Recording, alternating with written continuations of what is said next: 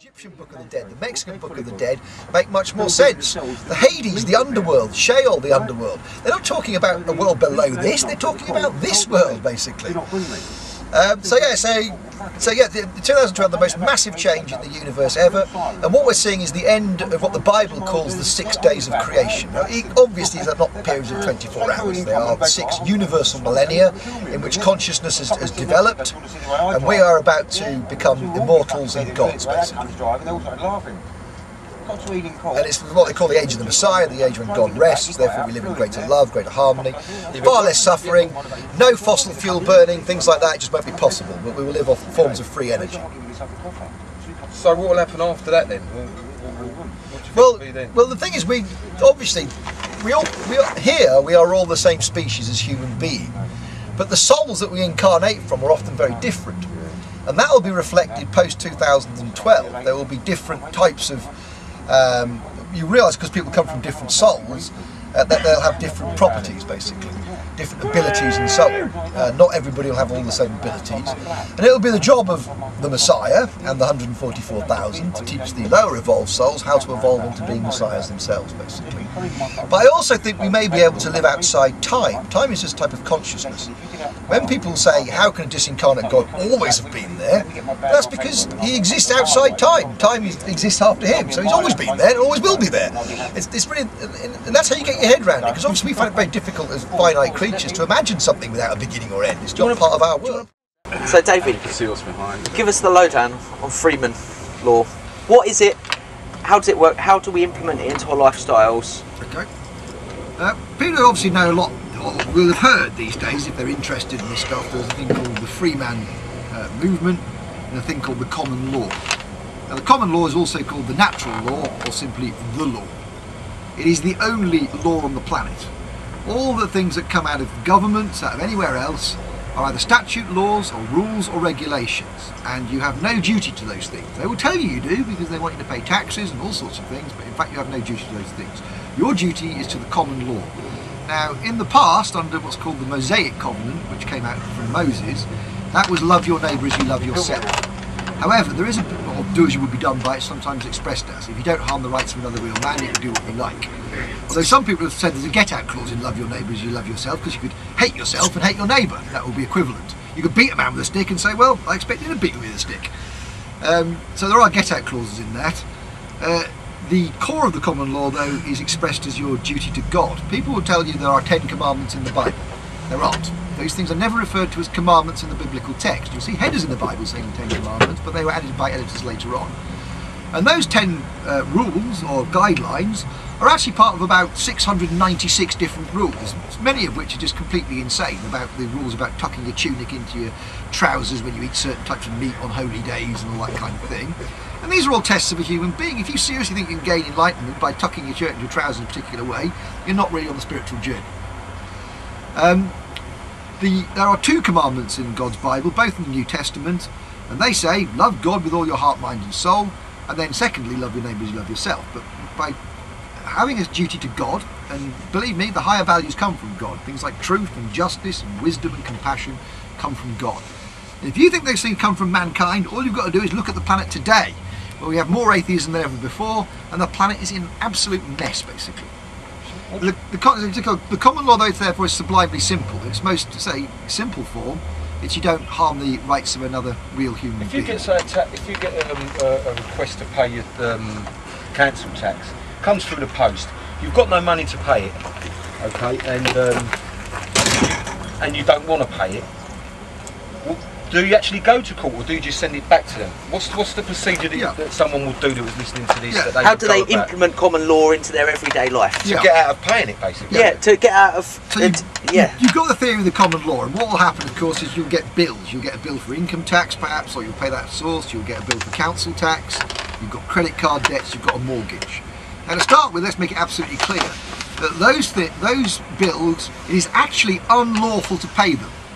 The common law is based upon the Bible for interpretation, and Jesus Christ in the Bible makes it absolutely clear that usury, and usury is defined as any attempt to make money on money. The story is not about the money lenders in the temple, it's the money changers. They're not charging anybody interest, they're charging a commission, so people have to change their Roman coinage into shekels so they can pay the priests in the temple, basically. And that's what gets Jesus upset. That's why one of the reasons why he goes into the temple. So you really, it is against the law to pay any of those things. And there's a good reason for that, because interest takes value away from your labour. Rich bankers charge interest, and the reason that they get that interest back is by charging you through the taxation system. So the real wealth creators, people who actually do a useful job out there, are being robbed blind essentially by city bankers, some of the richest people in the world. People say the city subsidises, it doesn't. It robs us blind and gives a tiny amount back through taxation of companies and so on. So if you do get something from a demand in the post from them, no matter who it's from, because all these people are corporations. Corporations have no souls, therefore they can't take responsibility for their actions, they have no free will, so they have no determination under common law at all. You have to be a real flesh and blood man, a soul incarnated, to seek determination under common law. So as soon as you get it, what you do is you ask them for a lawful bill of settlement. Now, a lawful bill of settlement must include 3 elements. The lawful reason for the liability, some kind of contract you've signed or something like that, but it must also be signed by a real identifiable man. And I urge people now to go and look at their mortgage bills, their council tax bills and so on, and you'll find that it's not signed by a real man. Sometimes there'll be a scratch signature on there and it'll be the clerk of accounts or something like that, but that's not a real man, that's just a position in a fictitious company basically. Now once you ask for this bill, of course, they can't provide it, because you don't have a debt to a real man, you have a debt to a corporation, so no real man's going to sign it. So you've got, if he does, of course, you can then go back to him and say, well, I've never agreed anything with you, mate, so this is extortion, I'm sorry, I didn't agree with this at all. And obviously they will try and ignore the common law because they don't want you to know about it. So they may send more threats, saying you've got to pay this, otherwise we're going to do all sorts of things to you. At that point, you then issue another notice to them saying that I've asked you to issue a lawful bill of settlement, you failed to do that. Any attempt to now try and get money off me constitutes harassment and extortion. And I will sue you personally as a man, the CEO of the company, and the company itself for redress, basically, as you're entitled to under the common law. And that's a very simple way of dealing. Now obviously once you've created your damages, if you say to them, right, I think actually you owe me £50,000 for harassing me, you send that bill to the company, they don't pay you, you then have a lawful, they then have a lawful debt to you. Now any creditor can wind up a company, this is under companies law basically, so you then threaten to liquidate the whole company. Now believe me, they don't want that to happen, so they will pay you your compensation. And the compensation could be any amount that you decide. If you're, say, in a police cell for 5 hours for smoking a bit of grass in the street, and you don't want to give the police your name, and they take it to the station. Yeah, well, the practical stuff here again, I'm going to be preparing obviously pro formas for this that people can simply fill in. Is you need to create a statement of your rights, basically, saying that you live under the common law, you've rejected all their laws. You don't have to do this, but it's better to do it this way because then you're shored up, you've got some paperwork.